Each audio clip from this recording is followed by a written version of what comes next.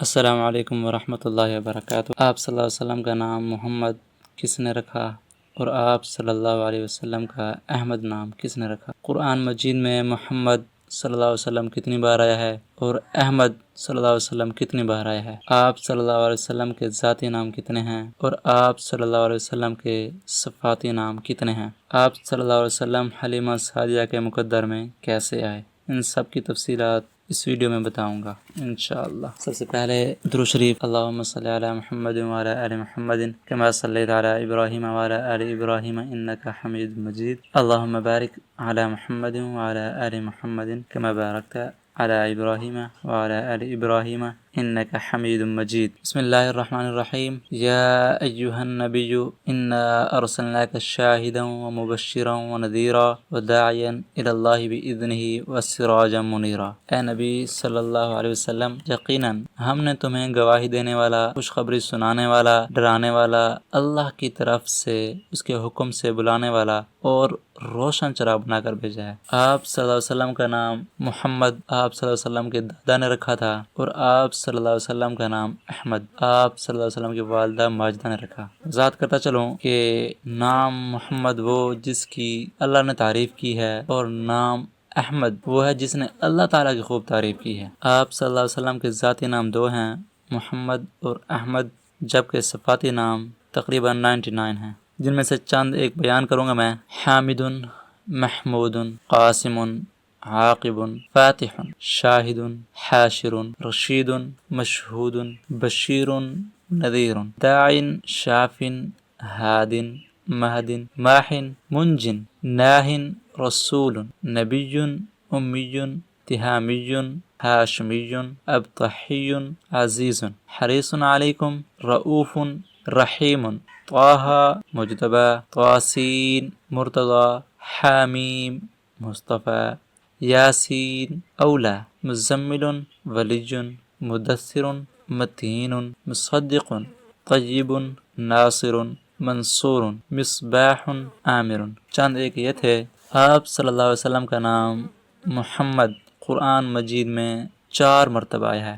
سورۃ آل عمران میں آیت نمبر 144 میں آپ کا نام محمد آیا ہے۔ سورۃ احزاب میں آیت نمبر 40 میں آپ کا نام محمد آیا ہے۔ سورۃ محمد میں آیت نمبر 2 میں آپ کا نام محمد آیا ہے۔ سورۃ فتح میں آیت نمبر 29 میں آپ کا نام محمد آیا ہے، جبکہ قرآن مجید میں احمد نام صرف ایک بار آیا ہے، وہ ہے سورۃ الصف میں آیت نمبر 6 میں۔ قرآن مجید میں 4 جگہوں پر اسم محمد زینت بنا ہے، جبکہ بشارت عیسیٰ میں آپ کا نام اسم احمد ہے۔ البتہ پیارے پیارے القابات سے مخاطب کیا گیا آپ صلی اللہ علیہ وسلم کو، کہیں یا ایھا المزمل، اے کملی اوڑھنے والے، تو کہیں یا ایھا المدثر، اے چادر لے کر سونے والے، کہیں یا ایھا النبی، اے میرے نبی صلی اللہ علیہ وسلم۔ یہ تھے آپ کے نام۔ اور آپ صلی اللہ علیہ وسلم حلیمہ سعدیہ کے مقدر میں کیسے آئے؟ عرب کا دستور تھا کہ شرفائے عرب اپنے نامولود بچوں کو دیہات میں بھیج دیتے تاکہ وہ کھلی فضا میں جسمانی نشو و نما کے علاوہ عرب کی فطری خصوصیات سے مالا مال ہوں، خاص طور پر ان میں فصاحت و بلاغت اور شجاعت کے جوہر نکھر سکیں۔ سال میں 2 مرتبہ قبائل عرب سے عورتیں مکہ آتی اور کھاتے پیتے گھرانوں سے بچے لے کر چلی جاتی۔ اس مرتبہ عورتوں کا ایک قافلہ مکہ آیا، ان میں ایک خوش نصیب دائی حلیمہ تھی، وہ اپنے شوہر کے ساتھ آئی ہوئی تھی۔ حلیمہ فرماتی ہیں کہ میری اونٹنی بہت کمزور تھی، سرکار دو عالم کو تمام عورتوں نے دیکھا، لیکن انہوں نے یتیم ہونے کی بنا پر قبول نہیں کیا کہ اس سے کیا ملے گا ہمیں۔ آج ان عورتوں کا کہیں ذکر نہیں ہے، ان عورتوں کا کسی جگہ پہ نام نہیں ہے۔ ان عورتوں میں اگر کسی کا نام ہے تو وہ ہے حلیمہ سعدیہ۔ حلیمہ سعدیہ مکہ دیر سے پہنچی، تمام عورتوں نے کھاتے پیتے گھرانوں کے بچے لے لیے، صرف ایک ہی بچہ رہ گیا تھا، وہ تھا آمنہ کا در یتیم۔ ماں حلیمہ نے اپنے شوہر سے مشورہ کیا، خالی ہاتھ جانے سے بہتر ہے کیوں نہ اس یتیم کو لے چلیں، شاید اللہ اس کی بدولت خیر و برکت دے دیں۔ یہ فیصلہ کر کے حلیمہ سعدیہ در مصطفیٰ پر پہنچ گئی۔ حلیمہ سعدیہ نے اماں آمنہ سے پوچھا، بچہ ہے؟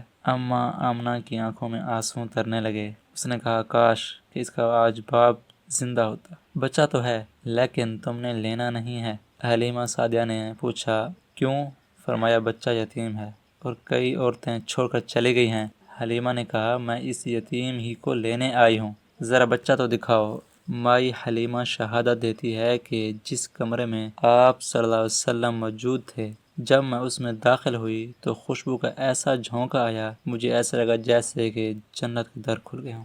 حضور صلی اللہ علیہ وسلم کپڑے میں لپیٹے سو رہے تھے۔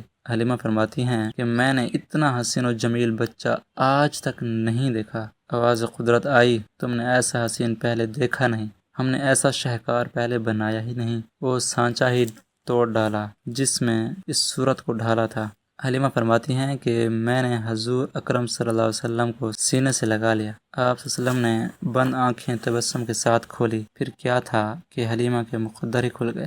حلیمہ شہادت دیتی ہیں کہ جو ہی میں نے آپ صلی اللہ علیہ وسلم کو اپنی چھاتی سے لگایا، میری سوکھی ہوئی چھاتی دودھ سے بھر آئی۔ آپ صلی اللہ علیہ وسلم نے میری دائیں طرف سے دودھ پیا، جبکہ میں نے آقائے دو جہاں کو بائیں طرف کیا تو آقائے دو جہاں نے منہ موڑ لیا۔ اس سے پتہ چلتا ہے کہ آپ صلی اللہ علیہ وسلم آتے ہی انصاف کے بول بولنے لگے۔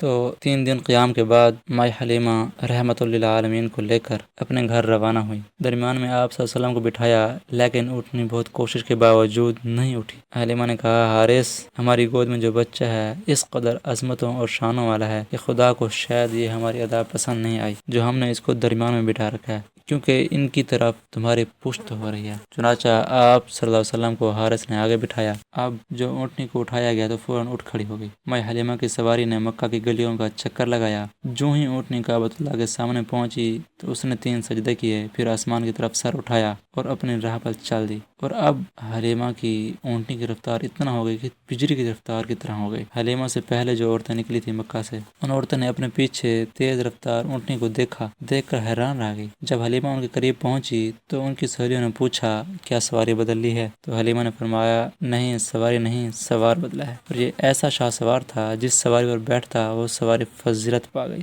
اور جس انسان پر بیٹھتے وہ انسان قیامت تک کے انسانوں میں فضیلت پا گئے۔ حلیمہ کی سواری پہلے چلنے والی سواریوں کو پیچھے چھوڑتی ہوئی ان سے پہلے ہی منزل مقصود پر جا پہنچی۔